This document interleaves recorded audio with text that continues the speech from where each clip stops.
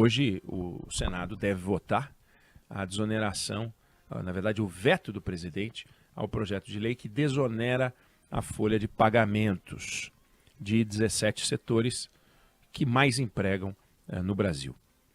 É uma votação importante. Em torno dessa votação do veto, existem discussões que são importantes. Primeira discussão é sobre ponto de vista.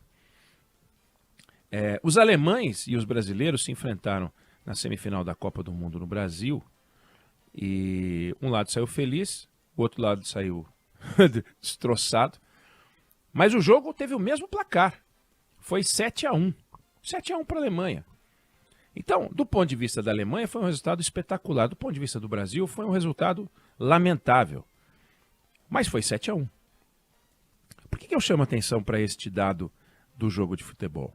Porque o governo argumenta que a desoneração da folha de pagamentos terá um impacto lamentável sobre as contas públicas. É um jeito de ver. É o 7-1 do ponto de vista do perdedor. Nós vamos perder. Agora, existe um jogo entre o Estado brasileiro e a sociedade brasileira. É um jogo em que o Estado vem aqui, pega a nossa grana e leva para lá. A gente vai lá e tenta extrair do Estado algum benefício, algum direito, alguma vantagem por pagar 33% do PIB de carga tributária. E eles tiram esses 33% de onde dá, do jeito que dá, não estão nem aí. Eu não me refiro à reforma tributária, que vai dar racionalidade, eu me refiro à voracidade do Estado em arrancar PIB da gente, que a gente fabrica, eles vão lá e arrancam da gente.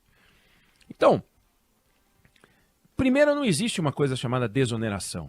Existe uma coisa chamada oneração. Porque quando a família real chegou ao Brasil, não havia folha de pagamento. Então, em algum momento, começaram a criar um monte de penduricalho na folha de pagamentos. Isso não existia, isso não é divino. Isso não é da natureza humana. Não tem nada a ver com Adão e Eva. Não é... Os setores da economia estão querendo uma vantagem para desoneração. Não. Estão colocando em discussão o seguinte, e o Congresso votou, Senado e Câmara, o seguinte, vem cá, é razoável que a gente carregue sobre a folha de pagamentos a responsabilidade de financiar o Estado? E alguém vai dizer, por que não? É custo do empresário. Alô, o empresário, ele repassa o custo, porque senão ele viraria uma ONG. Então ele repassa o custo. Então você imagina, um dos setores é o setor de transporte de carga. O que acontece se você tem motoristas contratados e você cobra sobre a folha de pagamentos? Você encarece o frete.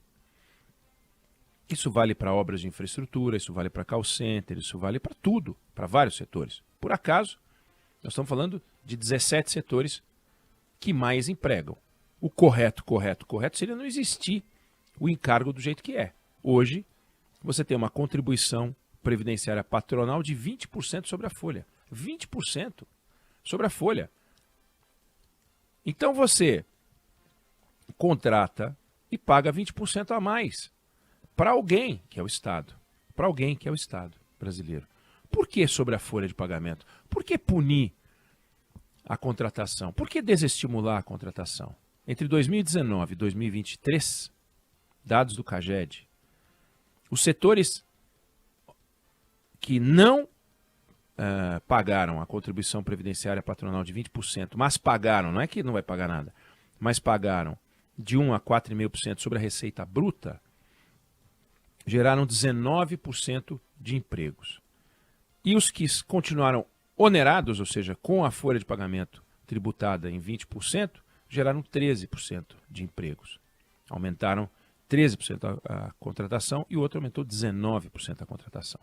Fora que o salário médio também foi maior e aumentado nos setores sem essa oneração adicional. Porque tem as outras. Essa é uma delas. E eu coloquei o ponto de vista porque é engraçado ver o Estado se preocupando com isso nessa hora e quando vai discutir emprego, não olha para isso. Quando vai discutir emprego, pensa em uma série de coisas, outras ideias e tal, mas vem cá, e a oneração da folha de pagamento? E o excesso de carga sobre a folha de pagamento? Essa forma de agir do Estado brasileiro, o que ela produz? Ela desestimula o empreendedorismo. Por que um empresário vai contratar alguém, CLT,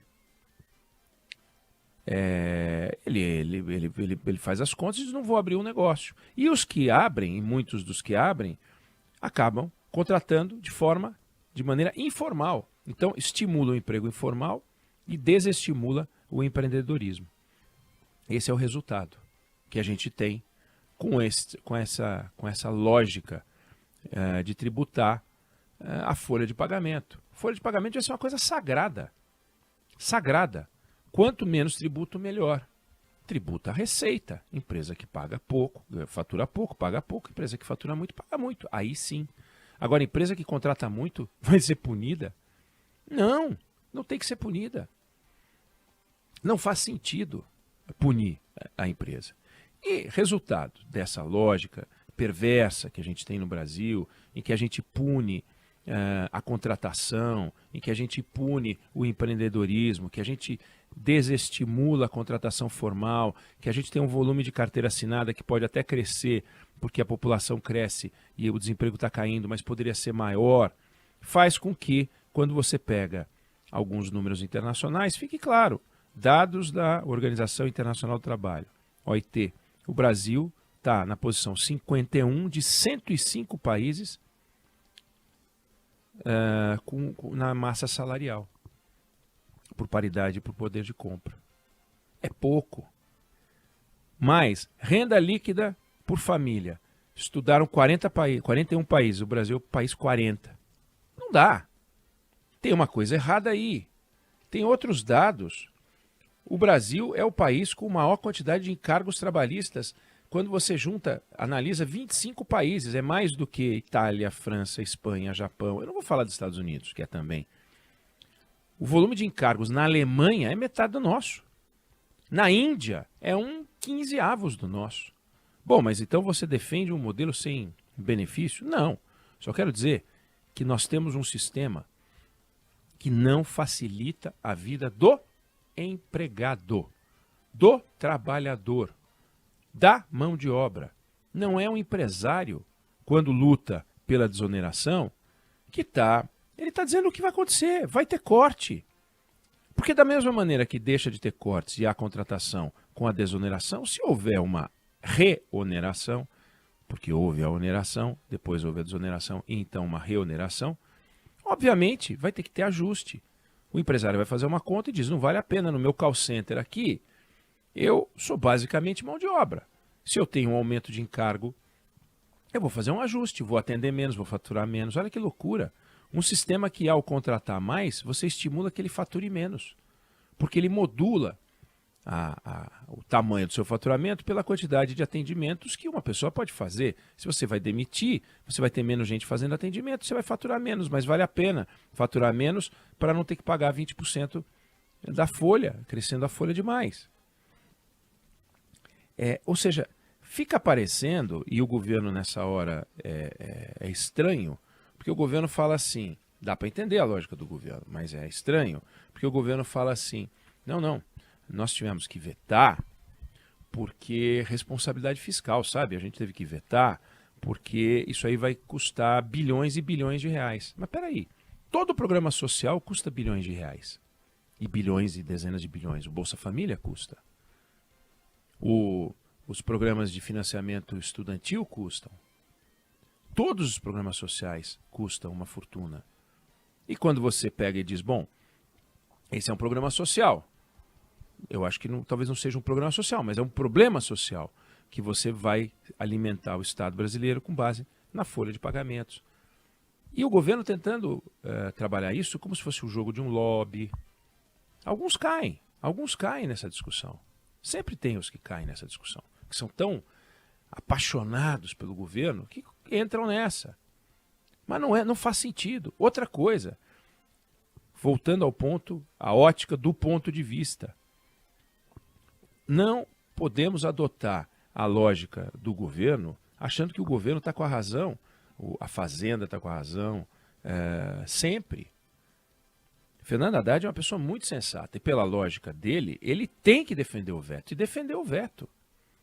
O presidente da República fez um movimento que é compatível. Olha, eu não posso fazer um negócio que seja contra a responsabilidade fiscal. Não, ok, veta. Aí anteontem, ele faz um discurso num conselhão em que ele reclama da lei de responsabilidade fiscal, em que ele reclama da busca do superávit. Quer dizer, ele quer o fim do superávit, defende o déficit público para quê? Não é? E nesse caso aqui, aí agora ele está preocupado e comprometido com o superávit. Está comprometido com o superávit, ele, Fernando Haddad, e o Congresso também, hein? O Congresso pode aprovar leis que impõem ao Estado formas de aferição da qualidade do seu trabalho. E pode ter certeza que tem gordura muito maior do que a quantidade de dinheiro que é empregada num programa como esse, que não é um programa. Simplesmente o governo vai deixar de arrecadar e vai ter que se virar. Vai ter que se virar. Porque senão a gente vai viver fazendo favores para o governo. Ai, tadinho, o governo. Não, nós precisamos financiar o governo. Não temos que financiar o governo, não. Nós temos que lutar contra essa fúria do governo. Se a gente deixar, o governo leva todo o nosso dinheiro. A gente trabalha feito loucos para o governo pegar o dinheiro e levar embora. Vira coisa boa, Bolsa Família é uma coisa boa, mas vira porcaria também. Vira porcaria, vira desperdício. Só que a gente não sabe quanto. Porque simplesmente as coisas não são transparentes. Porque não tem aferição, porque não tem estudo, porque não tem trabalho. Então, hoje, o Senado, o Congresso Nacional, porque é uma sessão do Congresso Nacional, deve colocar em votação, vamos ver se vai funcionar, estava marcado para hoje, o veto do presidente ao projeto de lei que desonera a folha de pagamentos de 17 setores. Nós vamos acompanhar aqui na Band News FM e você vai ficar sabendo de tudo. Eu não sei se você concorda, eu não sei se você discorda, mas esse é o ponto de vista que eu tenho sobre o assunto.